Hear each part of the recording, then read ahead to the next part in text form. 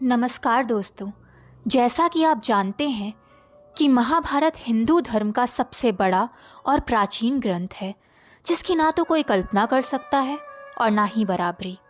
महाभारत मानव इतिहास का सबसे बड़ा युद्ध माना जाता है, जो आज से 4 लाख वर्ष पूर्व घटित हुआ। महाभारत में बहुत से रहस्य छुपे हैं, जिनके बारे में आपको ज़रूर जानना चाहिए। अक्सर लोगों का मानना है कि महाभारत को वेद व्यास ने लिखा, जबकि वेद व्यास कोई नाम नहीं, सिर्फ एक उपाधि है।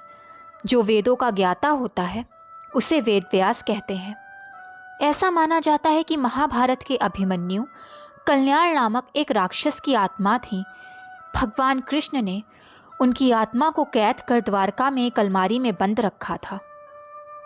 वेद व्यास रचित महाभारत को 3 चरणों में रखा गया था। पहले चरण में 8,800 श्लोक, दूसरे चरण में 24,000 श्लोक तथा तीसरे चरण में 1,00,000 श्लोक लिखे गए। महाभारत में विदुर यमराज के अवतार थे। यमराज को ऋषि मांडव्य के श्राप के कारण मनुष्य योनि में जन्म लेना पड़ा। विदुर धर्मशास्त्र तथा अर्थशास्त्र में निपुण थे। महाभारत में 18 का बहुत बड़ा महत्व है, क्योंकि 18 दिनों तक कृष्ण ने अर्जुन को उपदेश दिया। गीता में 18 अध्याय हैं।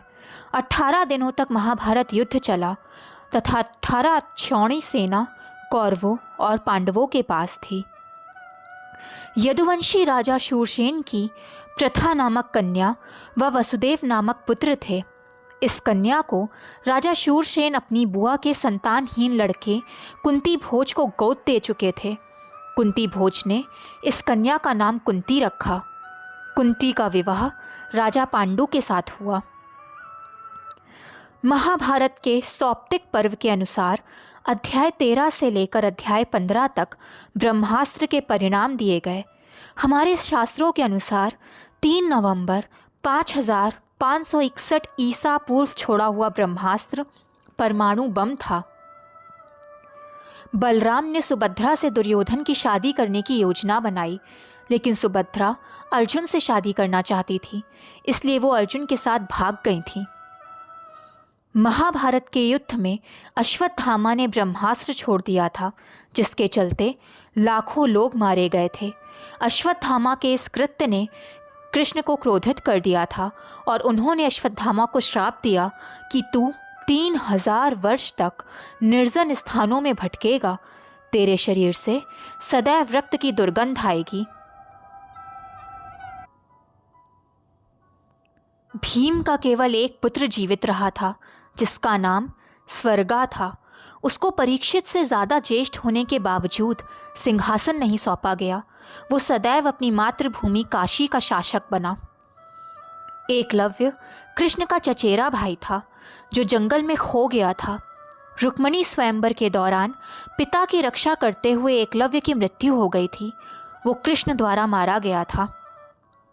कृष्ण के बैकुंठ जाने के बाद अर्जुन कृष्ण की पत्नियों को साधारण लुटेरों से बचा नहीं सके।